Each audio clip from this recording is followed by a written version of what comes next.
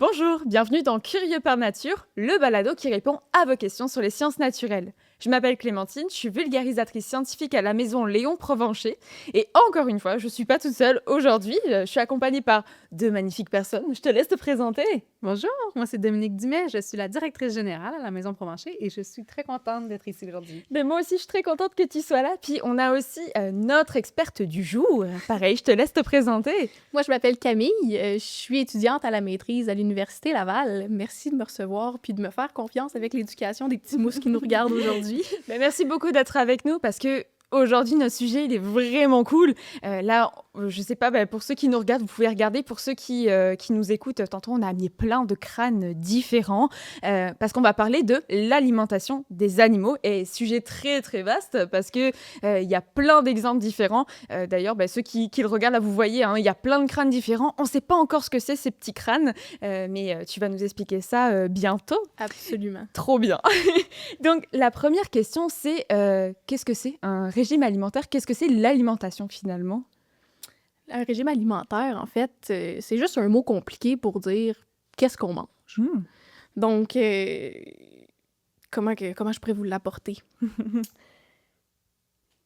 Dans le fond, chez les animaux mangeront pas tous la même chose, hein, on s'entend. On le sait, ils mangeront pas tous la même chose. Puis, premièrement, c'est parce qu'ils ont des régimes alimentaires différents. Puis, chez les animaux, on peut les classer en 3 grandes classes principales. Puis je dis principales parce que il existe des classes un petit peu plus spécialisées, disons, mais on va se concentrer sur les principales en premier. Donc, on a d'abord les herbivores qui vont manger des plantes. De l'herbe. De l'herbe, Voilà. notamment de l'herbe. Comme les vaches, par exemple. Comme les vaches, Okay. exactement. Ou comme le lièvre d'Amérique qui va grignoter des petites feuilles ou des brindilles. Ou comme le cerf de Virginie qu'on a juste ici. OK. Donc, pour ceux qui nous écoutent simplement, là, on est en train de montrer le crâne du cerf de Virginie et on voit bien les petites cornes. C'est assez rigolo. Malheureusement, en fait, c'est des bois, c'est pas des cornes. Ah oui, pardon, les petits... Il n'y a pas de problème. Donc, c'est ça, comme le cerf de Virginie qui, lui, va manger des bourgeons ou de l'herbe, comme tu disais tout à l'heure, ou des jeunes plants d'arbres, par exemple. Tout ce qui concerne les végétaux, en fait, c'est ça. Donc, exactement. Donc, herbivore, c'est les végétaux. végétariens, en fait, tout simplement. C'est les végétariens du règne animal. On a, par contre, le contraire complètement, qui sont les carnivores. Les carnivores, eux, ils mangent d'autres animaux. Donc, on a, par exemple, le lynx du Canada, qui va chasser des lièvres avec ses griffes puis ses crocs pointus. Ou le loup, qui va aussi manger du lièvre, mais aussi du castor ou du cerf de Virginie, et plus encore. Donc, eux, ce sont les chasseurs du règne animal, les carnivores. Mais si on prend plutôt les omnivores, eux, comme nous, ils mangent un peu de tout. Comme le raton laveur, par exemple. Le raton laveur, lui, c'est un vrai glouton, là. Il va manger des œufs, des insectes, des fruits, puis les restants de notre pique-nique, des fois. C'est ça. Puis un autre bon exemple d'omnivore, ce serait l'ours noir. L'ours noir, il va manger des petits fruits, lui aussi. Il va manger des racines, du poisson. Puis s'il est chanceux, peut-être même du miel, comme Winnie l'ourson. Puis les humains sont des omnivores aussi. Exactement, comme je disais tantôt, comme nous, on mange un peu de tout, exactement. On est des omnivores. OK. Donc, oups, excuse-moi, est-ce que je t'ai interrompu? Non, vas-y, t'en prie. Tantôt, je vous disais qu'il existe aussi des régimes plus spécialisés. Je vous les nommerai pas tous parce qu'il y en a beaucoup, mais on peut regarder quelques exemples ensemble. Il y a les insectivores. Les insectivores, comme leur nom l'indique, ils mangent des insectes, comme certaines chauves-souris, par exemple. Ou les nectarivores, qui vont boire le nectar des fleurs, comme les colibris.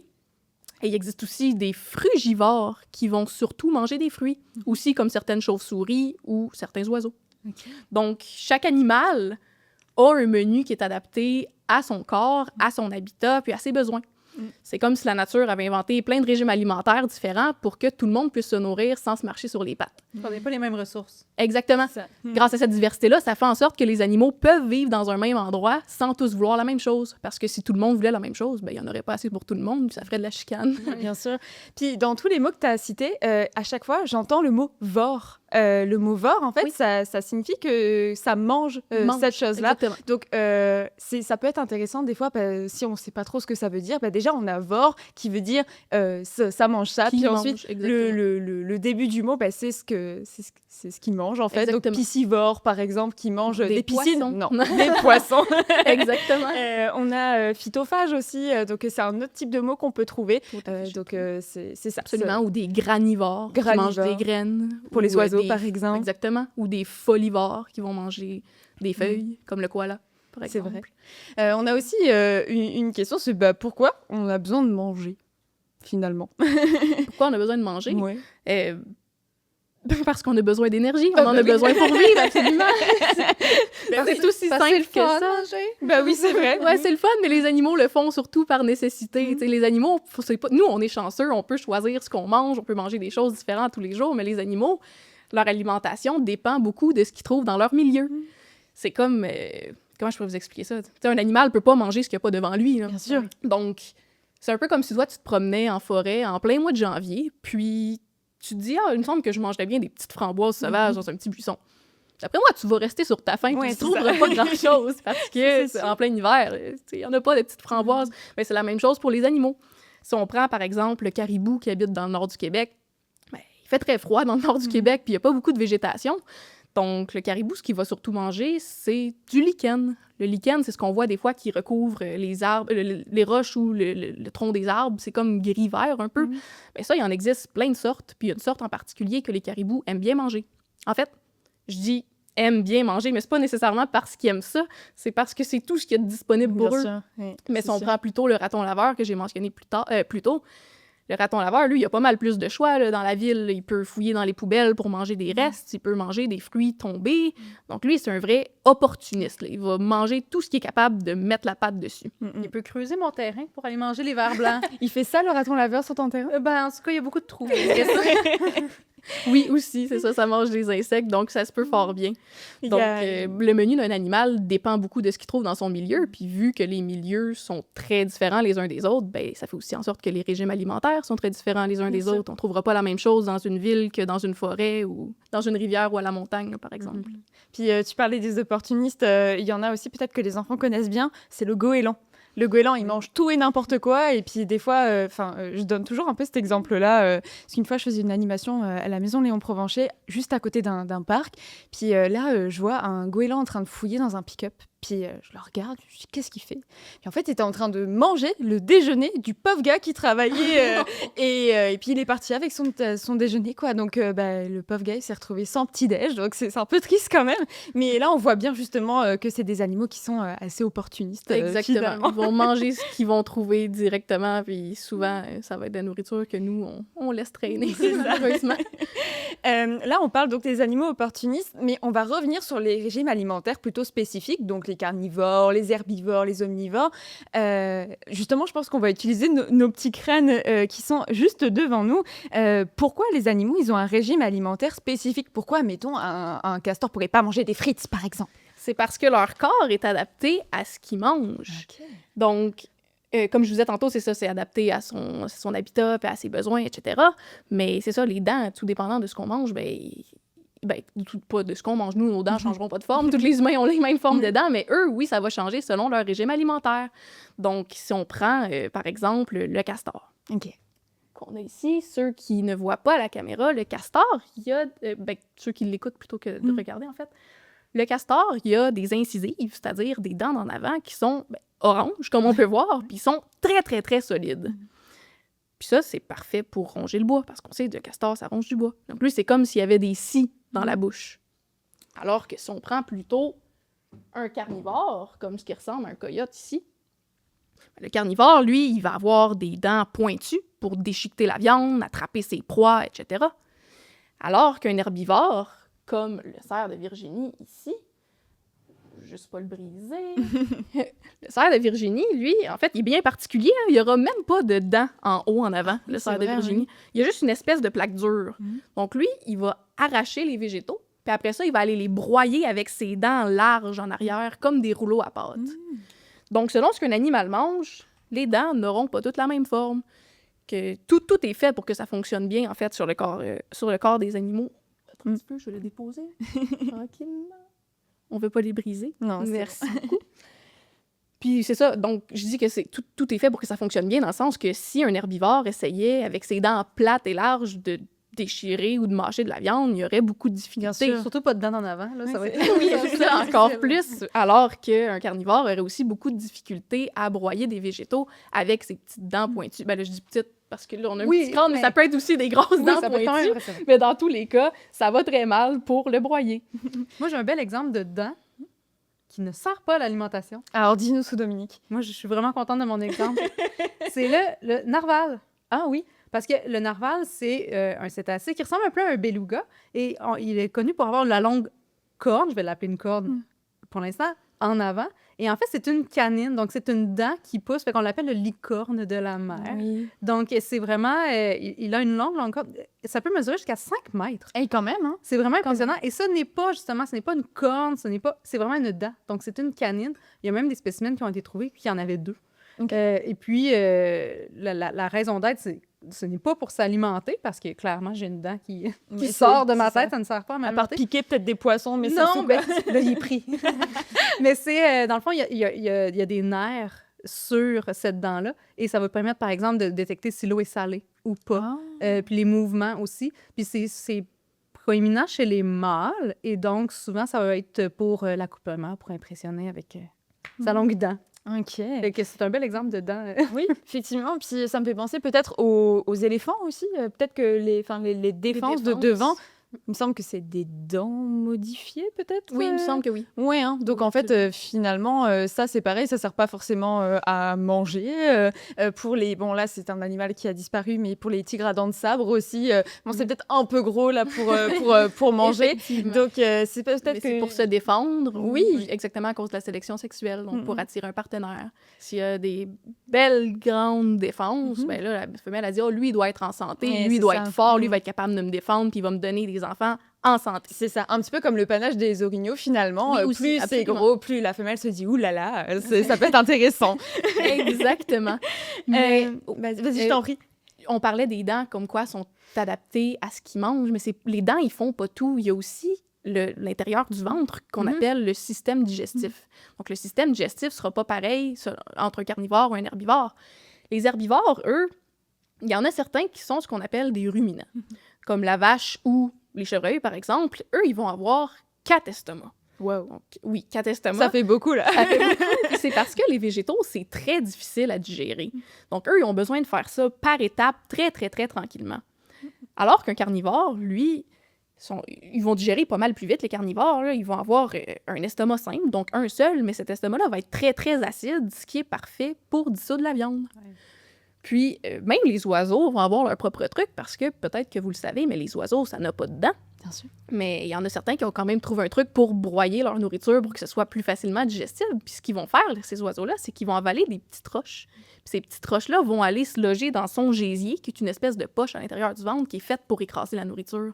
Donc en rajoutant des petites roches dedans, ça permet de mieux écraser puis broyer la nourriture pour que ce soit plus digestible après. Comme un mortier un petit peu. Exactement, Et c'est le exactement. fun. Mais ça, on en parle aussi dans un autre balado. C'est marrant que tu t'en parles parce qu'on a tourné un balado récemment où on parle justement de ça, que c'est sur le balado sur les roches, justement, où il y avait même des dinosaures qui faisaient ça pour aider à la digestion, notamment des animaux, comme tu le disais, herbivores, où c'est un petit peu plus compliqué de digérer. Ça fait beaucoup de fibres d'un coup, là, donc c'est un petit peu compliqué. Puis il y a aussi des animaux qui ont des bactéries qui leur permettent d'aider à digérer la cellulose, donc la grande molécule qui est dans les plantes. Je pense aux insectes, par exemple, aux termites, tout ça. Oui. Ouais. Oui, qui sont capables de défaire la cellulose. Mais c'est ça, la plupart des mammifères, en fait, ne produisent pas la cellulose, qui est l'enzyme qui permet de défaire la cellulose. Donc, souvent, ils vont avoir besoin de faire...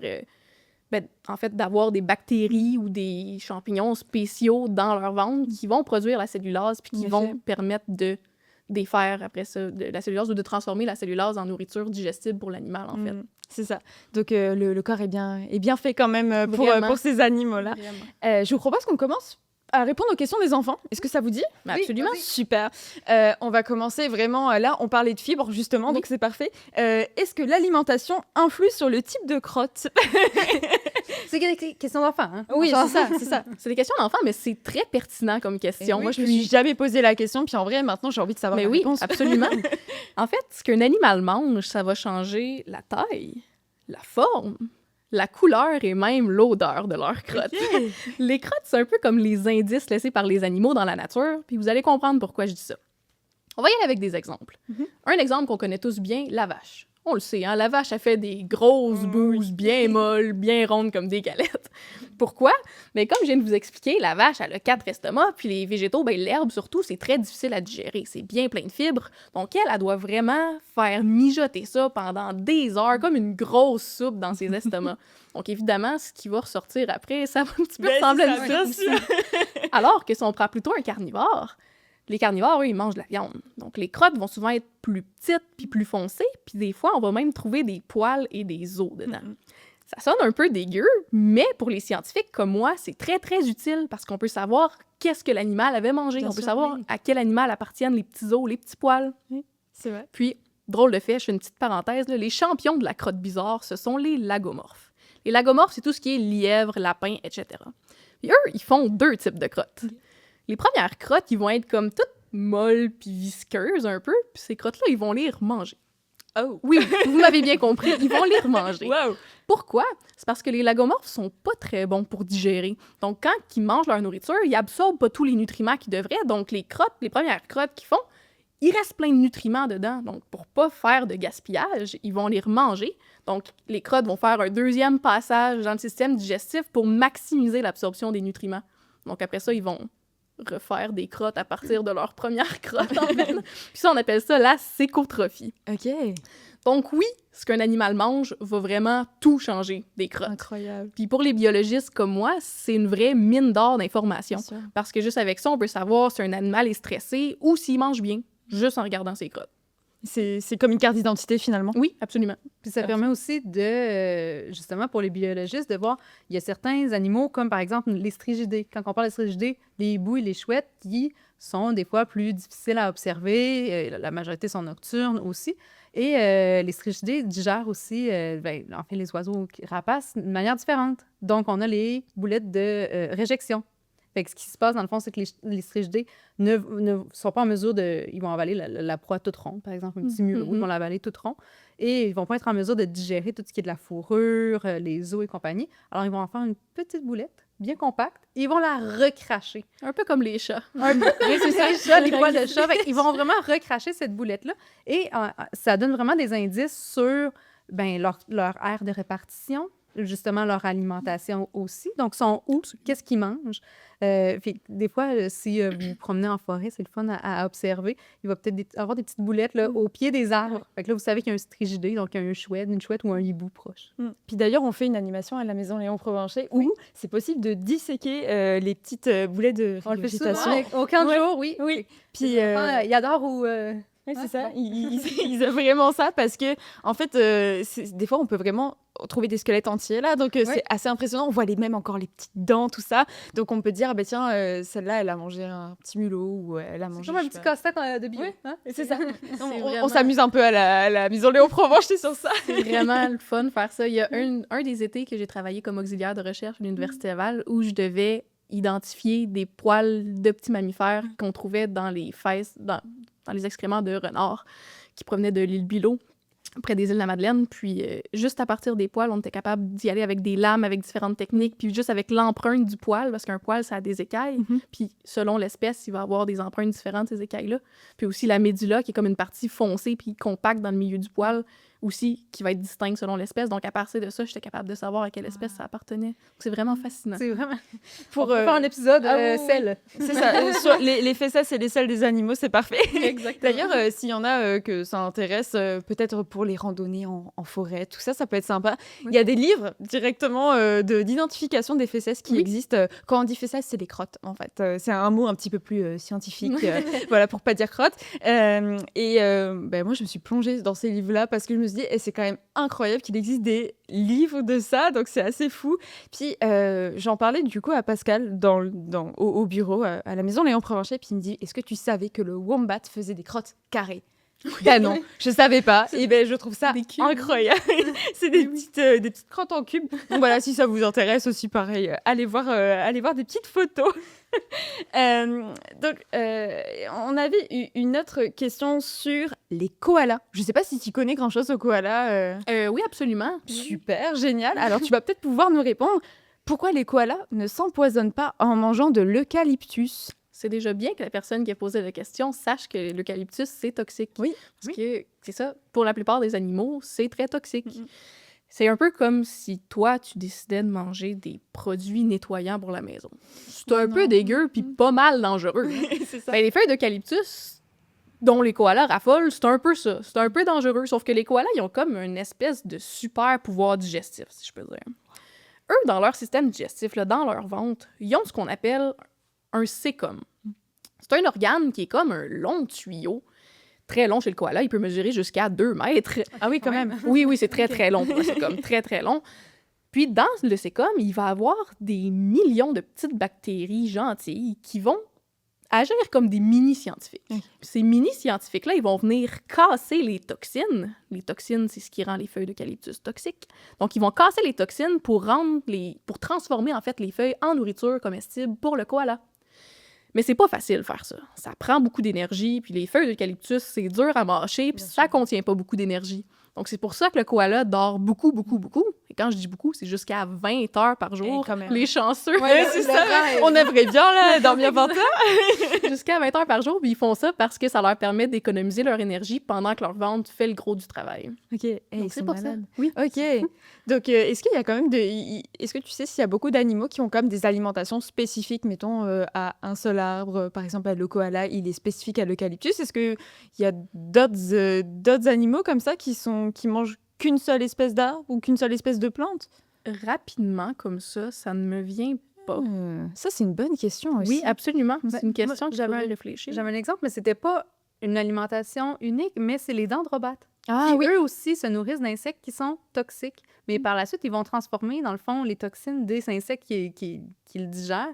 Et ça va devenir, dans le fond, eux-mêmes vont devenir toxiques, donc sur la peau. Il y a des chenilles qui font ça aussi. Oui. Les vers, qui vont manger des feuilles toxiques puis qui vont comme assimiler les toxines pour devenir toxiques eux-mêmes. Donc après ça, si un animal vient pour les manger, ben, il va les recracher parce que c'est pas très bon. C'est vachement... Je pense qu'il y a beaucoup d'animaux comme ça, notamment le monarque aussi, qui se nourrit de La chenille De- se nourrit de la ouais, c'est ça. clépiade. donc elle se nourrit de ça, qui est toxique, et donc le papillon devient toxique à son tour. Oui. Il y a les flamants roses aussi, je trouve que c'est un chouette exemple. Lui, il devient pas toxique pour le coup, mais la couleur rose du flamant rose, c'est influencé par sa nourriture.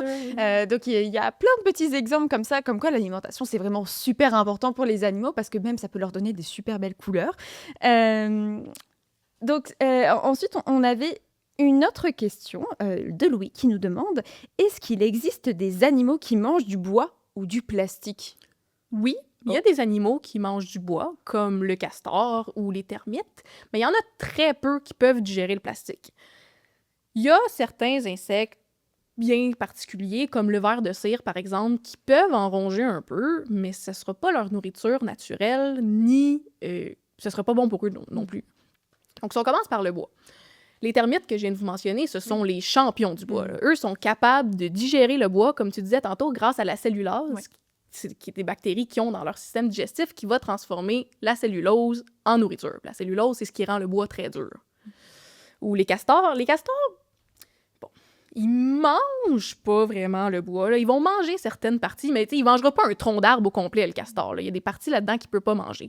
Mais il va tout de même en ronger beaucoup pour se construire des barrages ou des abris, peu importe. Même que pour lui, le castor, c'est ultra important qu'il ronge du bois parce que ses incisives, donc les dents en avant qu'on a vues tout à l'heure, orange, ils poussent tout le temps. Ils poussent, ils arrêtent jamais de pousser, un peu comme nos ongles. Nos ongles, ils poussent, donc à un moment donné, on les lime ou on les coupe. Mais eux, en rongeant du bois, ça leur permet de limer leurs dents. Okay. C'est important qu'ils fassent ça parce que sinon, les dents deviendraient tellement longues qu'ils pourraient même plus s'alimenter au bout du compte. Donc, c'est ça, c'est important. Puis sinon, il y a d'autres insectes comme les mythes charpentières ou les abeilles charpentières qui vont creuser dans le bois pour se faire des nids et tout, mais encore une fois, ils mangent pas le bois en tant que tel. Puis pour ce qui est du plastique, Je pense que je vous apprendrai rien si je vous dis que le plastique, c'est pas un vrai aliment. Non, Non. c'est sûr. Mais il y a tout de même des animaux qui en mangent par erreur, malheureusement. Ok. Comme les tortues de mer qui vont Oui. manger des sacs de plastique en pensant que c'est des méduses, ou certains oiseaux marins qui vont manger aussi du plastique. Puis on sait que les oiseaux, comment que ça nourrit leur bébé, c'est en régurgitant ce qu'ils ont mangé. Donc si maman oiseau a mangé du plastique, bébé oiseau aussi va manger du plastique. Bien sûr, Donc vous devez vous douter que c'est pas très bon pour eux. c'est ça. Mais il y a tout de même un insecte étonnant que j'ai aussi mentionné plus tôt, qui est le ver de cire. C'est comme une espèce de petite chenille qui vit dans les ruches. Puis elle est capable de ronger un peu de plastique comme des sacs de plastique, par exemple, comme des sacs d'épicerie. Puis c'est des scientifiques qui ont découvert qu'elle avait des bactéries ou des microbes spéciaux dans son système digestif qui sont capables de dégrader le plastique. Incroyable. Ok. Vraiment. Mais attention, c'est pas parce qu'un animal peut manger du plastique qu'il faut lui en donner. C'est ça. bien C'est sûr. dangereux pour eux. C'est ça. Ça peut les rendre malades, même les tuer. Puis pour ce qui est du bois, ben, le bois, c'est les animaux qui en mangent parce qu'il y a un système digestif fait pour ça. Donc, nous, si on essayait de manger une branche, bonjour le mal de ventre. Ouais, c'est ça, c'est sûr. Beaucoup de cellulose d'un coup, là, ça doit... Exactement. Donc, on va laisser ça aux animaux qui sont capables d'en manger, puis on leur donne pas de plastique non plus. Je voulais juste c'est ça. préciser. Mais tu fais bien, en tout cas. Et puis, on va laisser le bois au castor, justement. Oui, exactement. Mais justement, en parlant du castor, est-ce que tu sais pourquoi ils ont les dents oranges? Est-ce que c'est parce qu'ils se brossent pas les dents? Oui, c'est parce qu'ils se brossent pas les dents. Aïe, à la aïe, maison, aïe. ça. N'oubliez pas de vous brosser les dents ce soir après avoir mangé. Non, c'est pas 100%. vrai. C'est une blague. C'est pas parce qu'ils se brossent pas les dents. En fait, ben, ils se brossent pas les dents, mais c'est pas pour ça qu'ils sont oranges. Le orange est dû à des atomes métalliques qu'ils ont dedans. Donc, à des petites particules de métal, comme du cuivre. Tu sais, du cuivre, c'est une couleur un peu orangée, Oui. qu'ils ont dans leurs dents. Puis ça, c'est fait pour renforcer leurs dents, faire aussi protéger leurs dents, parce qu'ils rongent du bois qui est très dur. Donc, le fait que ce soit qu'il y ait du orange par-dessus, c'est les atomes métalliques qui permettent de renforcer les dents pour bien ronger le bois. Ok. C'est pas parce qu'ils brossent pas leurs dents. C'est ça. Bon, aussi peut-être un petit peu, mais donc là, on a beaucoup parlé donc des animaux herbivores, des animaux carnivores. On a parlé du castor, du cerf du Virginie, du coyote, aussi du renard. J'aimerais bien qu'on parle un petit peu aussi des oiseaux. Parce que les oiseaux, je sais pas si vous savez ou pas, mais le bec, en fait, ça dépend beaucoup du régime alimentaire de l'oiseau. Je prends par exemple le canard. Le canard, il a un bec qui est très fin, un petit peu comme un filtre, on va dire, un filtre à thé ou un filtre à café. En fait, il va faire de petits mouvements pour pouvoir bloquer dans son bec de la nourriture pour pouvoir ensuite la manger. Est-ce que tu aurais d'autres exemples je sais pas moi, d'un bec par rapport à un régime alimentaire, un truc que tu trouverais peut-être rigolo? On peut prendre le premier exemple qui me vient en tête, qui est très évident, c'est le colibri. Oui. Le colibri va avoir un petit bec fin en forme de paille qui est parfait pour aller boire le nectar des fleurs. Bien sûr. Ou, disons, le hibou dont on discutait tantôt. Le hibou, lui, il va avoir un bec vraiment crochu, parfait pour déchiqueter des petites proies. Ou le grand héron, qui est un piscivore, donc qui mange du poisson. Lui, il va avoir un long bec pointu, parfait pour pêcher des poissons. Et c'est marrant parce que tous les animaux que tu viens de citer, on les a au musée de la Oui, maison c'est Léon vrai. Provencher. Je l'ai regardé dans ma tête, je me suis dit, Vous irez voir ça, les amis, à la maison. Et c'est vrai que les oiseaux aussi, ils n'ont pas de dents. Mais il y a plein d'autres animaux qui n'ont pas de dents, mais qui se nourrissent quand même. Hein, les fourmiliers, par exemple. Oui. Voilà. Donc, c'est vrai qu'il ne faut pas se cantonner seulement aux animaux qui ont des dents. Puis, je crois que tu avais des exemples aussi, Dominique, peut-être. l'exemple qui me vient en tête d'un animal c'est la baleine. Oui. La baleine, c'est pas des dents. C'est des fanons. C'est des fanons. Effectivement. Est-ce que je peux vous expliquer comment Oui, elle fait pour mais bien sûr. manger la baleine? En fait, la baleine, elle va manger du zooplancton, qui est comme des petits... du plancton, ouais. Comment expliquer ça pour que les enfants C'est comprennent? comme des tout petits animaux Oui, qui ne exactement. sont pas visibles à l'œil nu, mais qui sont Ils sont microscopiques. tellement petits, exactement, qu'on ne les voit pas à l'œil nu. Puis la baleine, elle en mange des tonnes à tous les jours. Puis la façon qu'elle fait ça, c'est que elle va aspirer de l'eau dans sa gueule, la baleine. Puis pour en aspirer le plus possible, parce que une baleine, c'est très gros, puis c'est du ça. plancton, c'est microscopique, donc il faut c'est qu'elle en mange beaucoup, beaucoup. Donc, elle va absorber le plus d'eau possible dans laquelle se trouve le phytoplancton, le zooplancton, pardon. Donc, elle va l'absorber le plus possible en étirant les plis qu'elle a dans sa gorge. On sait, une baleine, c'est tout plié. Donc, ces plis-là, ça s'étend comme un accordéon pour faire plus de place pour que l'eau rentre. Puis, elle va aussi tirer sa langue vers l'arrière. Donc, ça va faire comme un piston de seringue. Tu sais, quand on prend une seringue puis qu'on tire, ça aspire le liquide. Donc, tout le liquide va arriver dans sa gueule. Ensuite, elle va fermer ses fanons. Ses fanons, c'est comme ses dents, mais ça ressemble à des balais à neige. Oui, hein, comme c'est des ça. gros balais à neige qui vont filtrer. Donc, quand elle va fermer ses dents, elle va venir replacer sa langue dans sa bouche. Donc ça va faire de la pression sur toute l'eau qui est là. Donc, ça va repousser toute l'eau à travers ses fanons, puis elle va pouvoir garder juste le plancton à l'intérieur, alors que toute l'eau va être recrachée. Elle va pouvoir l'avaler. C'est fou. Et c'est malade, donc un petit peu comme un gros canard, en fait, finalement. Oui, c'est ça. Ils se nourrissent par filtration. Exactement. Donc ça, c'est les baleines à fanon, comme tu disais. Oui. Donc le grand rorqual, le petit rorqual, mais il y a aussi les baleines qui ont des dents, tout simplement. Hein, oui, absolument. Le beluga, voilà, oui, par oui, exemple, absolument. il a des petites dents, simplement. On avait aussi une question d'Élise qui nous demandait, est-ce que les animaux ont des goûts comme nous? Les animaux ont un sens du goût, mais il est très différent du nôtre. Il y en a qui vont goûter avec leurs pattes. Il y en a qui goûteront pas le sucré. Puis il y en a qui vont avoir des préférences étonnantes. Par quoi commencer? Peut-être que certains d'entre vous à la maison avaient des chats. Ben, les chats, peut-être que vous le savez, mais ils n'ont pas de récepteur du goût sucré sur la langue. Donc, eux, manger une bonne crème glacée à saveur de barbe à papa, par exemple, pour prendre un exemple très sucré, ça leur dira pas grand-chose. Alors que les chiens, que vous avez peut-être aussi à la maison, eux, ils ont pas mal plus de papilles gustatives, mais ils vont quand même préférer plus les goûts salés ou les goûts gras. Puis, sinon, il y a des animaux qui ont des papilles à des endroits surprenants du corps. Nous, c'est tout sur notre langue, puis c'est correct comme ça. Mais le poisson-chat, lui, il en a sur tout son corps. Ah, wow, même sur ses moustaches. Donc, lui, il est capable de goûter l'eau autour de lui avec ses moustaches. OK. Mais si on prend plutôt la mouche ou le papillon, mais eux vont goûter avec leurs pattes. Donc, c'est comme si toi, ce soir, tu rentrais à la maison, puis pour savoir si c'est bon ce que tes parents t'ont préparé pour souper, t'allais marcher dans ton assiette. C'est un peu comique vu comme ça. C'est sûr. Mais tu parlais tantôt du narwal aussi, c'est ça, qui est capable de goûter l'eau avec ses... Ben, en fait, c'est qu'il était capable de ressentir, fait que le salé, par exemple. OK. Mais le poisson-chat, c'est 175 000, je pense, Ah oui? papilles gustatives. J'avais pas le C'est nombre, mais partout sur son corps. Fait qu'il est capable de goûter sa proie avant de l'avoir. Ouais, C'est c'est fascinant. Puis, on parle chat-chien. Est-ce que c'est une question de régime, de ne pas sentir de pas goûter le sucré? Je pourrais pas te dire pourquoi c'est comme ça. J'imagine que oui. Je pourrais pas... J'imagine je que c'est une je veux pas te dire carnivore, n'importe quoi. là. Je veux pas te dire n'importe quoi, donc je préférais faire ma petite recherche avant. Puis, comme nous, les animaux, ils vont aussi avoir des préférences, comme peut-être que toi, tu préfères le gâteau au chocolat plutôt qu'à la vanille. Ben, c'est le panda, lui, il va préférer manger du bambou, même si c'est très dur et très peu nutritif. C'est ça. Ou le colibri qui va préférer plutôt le nectar sucré. Ou tantôt, je vous parlais de préférences étonnantes. Si on prend, par exemple, le vautour. Le vautour, lui, son repas préféré, c'est des carcasses. Ouais. Nous, ça sonne pas très appétissant, mais eux, c'est leur repas préféré, là. Non, c'est ça, c'est sûr. Exactement. Encore une fois, là, on parle donc des animaux qui sont... c'est quoi? C'est descriptivores, non? Comment c'est le... Ceux qui mangent des carcasses? Ouais. J'ai oublié le terme. Voilà, c'est ça. C'est Moi gênant. aussi, c'est... Hop! Mais bon, en tout cas, eux qui se nourrissent des carcasses, bon, c'est vrai que nous, c'est pas très ragoûtant pour nous, mais pour eux, c'est vraiment très important. Puis ça fait partie de la chaîne alimentaire, justement. Peut-être qu'on pourrait en parler un petit peu de la chaîne alimentaire, si tu te sens d'en parler. Ah oui, on pourrait en parler, certainement. Pour le terme de ceux qui mangent des carcasses, c'est quoi le préfixe de quelque chose qui est mort? Je me souviens plus, c'est... sont Carnassier? C'est pas nécrophages. Nécrophages, Oui, c'est donc ça. ils vont manger, c'est ça, des corps morts. C'était loin.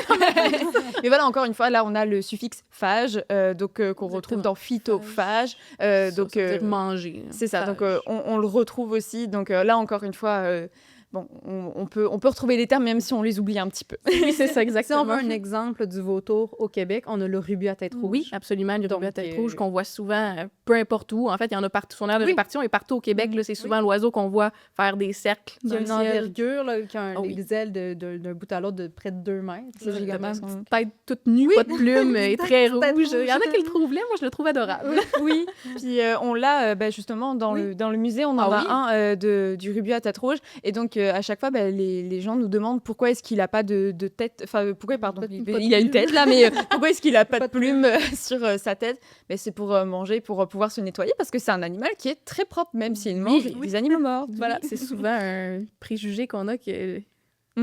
qui sont sales, ces C'est ça, oiseaux-là, c'est parce ça. qu'ils mangent des Effectivement. carcasses, mais non, ils prennent beaucoup, beaucoup, beaucoup de temps pour se nettoyer. Mm. Puis c'est comme ça pour toutes les espèces de vautours. Puis c'est ça aussi pour les mouches, hein, parce que les gens ils disent que les mouches elles sont sales, mais en fait elles sont elles toujours passent en leur train temps de à se se nettoyer. nettoyer. En tout cas, tu voulais nous parler du vautour, alors je t'en prie. Ah ben, c'est ce que je voulais dire, c'est Ok, ça. c'est C'est juste dire qu'il y génial. avait des préférences étonnantes, puisque tantôt, je vous avais mentionné au Oui. départ. Donc effectivement, il y a des modes de nutrition qui sont parfois étonnants et je sais pas si vous savez, mais l'étoile de mer, elle a un mode de nutrition très bizarre, puisque dès qu'elle voit une proie devant elle, elle va jeter son estomac devant elle, puis elle va attendre patiemment que son estomac digère la proie avant de pouvoir s'en aller. Donc ça, pareil, c'est un animal qui n'a pas de dents, mais qui est quand même assez intéressant. On a aussi appris dans un autre épisode du balado qu'il n'a pas de cerveau. Fait que là, pas de Mhm. dents, pas de cerveau, mais C'est ça. on jette notre estomac. C'est Facile. ça. C'est ça. Effectivement, il y a beaucoup d'exemples comme ça. Là, pareil, je vais nommer l'insecte préféré de notre collègue Pascal, le létocère d'Amérique. Oui. Pareil, lui aussi, qui a un mode de nutrition très particulier. Pareil, il n'a pas de dents. Mais pourtant, en fait, il a une petite trompe. Et cette petite trompe-là, en fait, il va pouvoir il va pouvoir, en fait, j'allais dire planter, mais il va pouvoir la planter dans un autre insecte, donc dans une grenouille. En général, il aime les proies qui sont beaucoup plus grosses que lui. Ah oui? Et il va en fait mettre un sucre à l'intérieur, puis ça va comme faire une petite soupe à l'amphibien, petite soupe à la grenouille, tout ça. Et après, il va la reboire. Donc, Les araignées aussi, c'est comme ça qu'ils Ah ouais? s'alimentent. Les gens pensent souvent qu'ils vont juste attraper un autre insecte dans la toile et qu'ils vont manger l'animal, l'insecte au complet. Mais non, parce que les insectes, souvent, sont recouverts d'un exosquelette qui est très dur. Donc, les araignées sont pas capables de manger ça. Donc, ils vont injecter l'insecte avec des enzymes qui vont transformer l'intérieur de l'autre insecte en smoothie. miam miam. Après ça, il va venir boire ce bon smoothie de jus d'insectes-là pour s'alimenter. Donc, il ne mangera pas l'exosquelette. Pareil, il y a les hyènes aussi. Donc, on revient sur des mammifères. Mais les hyènes, c'est ça. Elles mangent de tout. Elles, pour le coup, elles mangent vraiment tout, y compris les os, la carcasse, les poils. Elles mangent aussi... elles mangent vraiment de tout. Donc, c'est là qu'on voit que c'est aussi qu'il y a plein de régimes alimentaires différents, que les insectes aussi ont le droit de manger et que même s'ils n'ont pas de dents, ils se nourrissent quand même. Les étoiles de mer aussi. Est-ce que vous avez d'autres exemples comme ça de nourriture un peu... Ben, sans être des nourritures spéciales, parce que je m'en remets, mais il y a, on parlait de goût. Mais tu sais, on s'entend que nous, on a des préférences alimentaires, mais il y a des groupes, les orques, qui sont encore un mammifère marin, qui, selon le groupe, ils vont avoir une alimentation différente. Donc, certaines familles, par exemple, vont se nourrir exclusivement de saumon, même s'il y a des phoques, même s'il y a d'autres sortes de poissons, mais eux, ils ont appris, puis on va dire préfèrent, entre parenthèses, les saumons, puis ils vont se nourrir de ça. Alors que la famille à côté, elle va se nourrir de phoques, par exemple. Fait que c'est vraiment, même dans la même espèce. Donc, C'est intéressant. Puis s'ils vivent dans le même milieu, c'est parfait. Comme ça, justement, comme je disais tantôt, ça fait qu'il n'y a pas de chicane, il n'y a pas de concurrence Exactement. pour les ressources. Oui. C'est vraiment un animal excessivement intelligent, alors qui est très Oui. intéressant aussi. Vraiment. Mais ça pourrait être... d'ailleurs, c'est un sujet d'un autre balado. Ah oui? L'intelligence des animaux, on en parle beaucoup, à quel point l'intelligence prend différentes formes, tout ça. Et notamment chez les cétacés, tout ça. Oui. C'est vraiment hyper intéressant. Avant qu'on se quitte, est-ce que tu voudrais nous parler un petit peu de toi? Qu'est-ce que tu fais en tant qu'étudiante, de ton projet de recherche peut-être? Bien sûr. En tant qu'étudiante à la maîtrise, moi, je mène un projet de recherche de A à Z. OK. Ça veut dire que j'avais déjà une question de départ ou un projet en tête au départ. Il a fallu que je recherche dans la littérature existante, donc dans des articles scientifiques qui existaient déjà. Donc, il a fallu que je fasse de la recherche. Qu'est-ce qui avait été fait sur le sujet? Qu'est-ce qu'on savait sur le sujet que je voulais aborder? Ensuite, il a fallu que je fasse du travail sur le terrain pour aller chercher des données, que j'ai terminé d'ailleurs cet été. Oh, Enfin, cet félicitations! automne, merci, après 2 longs étés, en fait 3 longs étés, à récolter des données. Puis maintenant que j'ai ces données-là, il va falloir que je fasse des analyses statistiques avec ces données-là pour pouvoir obtenir des résultats et tirer des conclusions sur ça. Donc, c'est ça que ça implique, faire un projet de recherche, au fond. Puis le mien, je vais essayer de vous l'expliquer simplement, si je peux. J'essaie de développer une façon pour surveiller l'état des écosystèmes dans les parcs nature périurbains du Grand Montréal. OK. Donc, dans le Grand Montréal, on a des beaux parcs nature comme le parc national du Mont-Saint-Bruno, le parc national des îles de Boucherville, celui de Pointe-aux-Prairies ou le parc Michel-Chartrand, qu'on entend beaucoup parler depuis quelques années. Donc, dans ces parcs-là, en ce moment, il y a beaucoup, beaucoup, beaucoup de cerfs de Virginie. OK. Puis les cerfs de Virginie, ils sont bien beaux, mais ils font beaucoup, beaucoup de dommages. Tantôt, je vous ai dit que c'était des herbivores, donc ils mangent des plantes, mais le problème en ce moment, c'est qu'ils mangent toutes les plantes. Donc là, il en reste plus pour les autres animaux, puis ça fait aussi en sorte que la forêt, elle se régénère pas parce qu'ils arrêtent pas de manger les jeunes plants d'arbres qui devraient pousser puis devenir gros et remplacer ceux qui sont là quand ceux qui sont là vont mourir.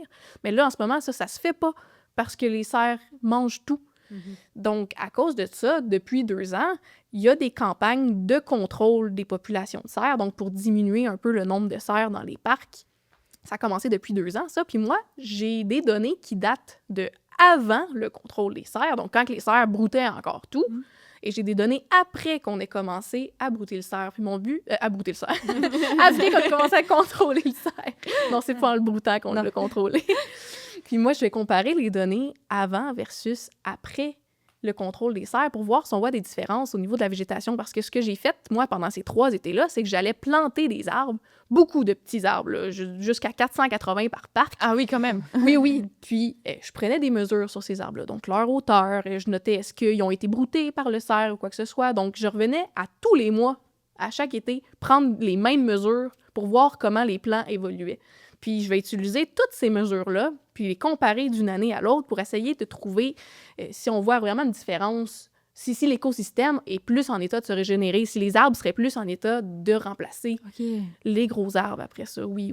Donc ça, par exemple, c'est un exemple d'étude qu'on pourrait faire sur l'alimentation un petit peu aussi. C'est vrai que ça fait un petit peu lié avec l'alimentation. Absolument. Ça a l'air super intéressant en tout cas. Puis donc là, t'as fini ton étude, c'est ça? Enfin, J'ai fini de récolter les données sur le terrain seulement. Non, il reste à écrire maintenant, c'est ça? Tu vas devoir tout écrire. Il me reste à faire mes analyses que j'ai déjà commencé, mes analyses statistiques. Puis après ça, oui, là, ça va être beaucoup de rédaction et de présentation des résultats, etc. Puis d'écrire un article scientifique à mon tour. Et mon mémoire. Waouh! C'est encore, c'est ça, c'est encore loin d'être fini, mais c'est en bonne voie pour... oui, 1 an, si tout va bien. Dans 1 an, ça devrait être terminé, puis vous pourrez lire mon article. Oui, on a bien hâte, en tout cas, tu nous enverras ça. Puis, d'ailleurs, on a terminé de répondre aux questions des enfants, déjà. Peut-être qu'on a 2-3 dernières choses à dire avant de se quitter, peut-être des exemples, des choses comme ça qu'on pourrait dire. Des exemples qui peuvent aider les gens qui ont des cabanes d'oiseaux à la maison, des mangeoires. oui. Le piment fort. Donc, le piment fort qui avait développé, dans le fond, le piquant du piment fort, c'est pour empêcher, en fait, les petits mammifères, comme les écureuils, de venir manger le fruit. Mais les oiseaux, eux, ne ressentent pas. Donc, ils n'ont pas la papille gustative du piquant. D'accord. Fait que si vous voulez éloigner les écureuils de vos mangeoires d'oiseaux, mais que les oiseaux continuent à venir, vous pouvez mettre du piment de Cayenne à l'intérieur, puis les oiseaux, eux, ça les affectera pas. C'est vraiment intéressant parce qu'en fait, tu sais, les oiseaux, tu parlais de papilles, c'est même pas des récepteurs. Ben oui, c'est des récepteurs de piquant, mais à la base, les récepteurs de piquant, c'est des récepteurs de chaleur. Oui. Oui. Donc, c'est vraiment intéressant, comme les récepteurs du froid. Tu sais, des fois, on va manger de la gomme ou de la pâte à dents, ça va faire comme un effet froid. Ben, c'est des récepteurs du froid qui font ça. C'est pas parce que c'est des récepteurs de la menthe ou de la pâte à dents ou du piquant. C'est pour ça. C'est vraiment intéressant. C'est pour ça que ça chauffe quand... C'est pour ça que ça chauffe. Okay. C'est pour ça qu'on a la... C'est ça. C'est ça qu'on a chaud puis que ça paraît chaud sur la langue puis que ça brûle. Donc, c'est ça. Donc, les écureuils sont capables de sentir cette molécule-là, mais pas les oiseaux. Pas les oiseaux. OK. Donc, ça peut être intéressant. Puis, ça rejoint une question qu'on nous avait posée, justement, en disant, oui, les animaux peuvent avoir des goûts. Et ça en fait partie. Ils peuvent ressentir. J'imagine bien l'écureuil en train de se mettre les mains devant la bouche comme ça. Puis, Absolument. Merci beaucoup, en tout cas, d'avoir été avec nous aujourd'hui. On a appris plein de choses. C'était super intéressant. Et puis, maintenant, je sais pourquoi les castors ont les dents oranges. Oui. C'est pas parce qu'ils se brossent pas les dents. C'est vraiment pour les aider à manger. Mais brossez-vous quand même les dents, là, oui, c'est important, c'est ça. Puis, donnez pas du gâteau au chocolat à vos animaux non plus. Ni du plastique. faut pas faire ça. Ni du bois. Je voudrais donc remercier nos partenaires. Déjà, je voudrais te remercier, toi, d'être venu. Merci beaucoup. Aussi, je pense qu'on pourrait remercier l'Université Laval pour le prêt. Oui, merci au département de biologie de l'Université Laval de nous avoir prêté ces beaux crânes-là. Ils sont très, très jolis. Merci à eux. On va remercier aussi le Studio Coupé qui nous permet de tourner ces jolis épisodes parce que c'est comme ça qu'on apprend plein de choses. Puis ce projet ne serait pas possible sans la contribution financière de la Ville de Québec. Alors, merci à eux pour nous aider à faire ce magnifique projet. Et enfin, merci à la Maison Léon Provencher quand même de nous permettre de faire ces balados. Voilà. En tout cas, nous, on se dit à très bientôt pour un prochain épisode. Puis on va encore apprendre plein de choses sur ce balado curieux par nature.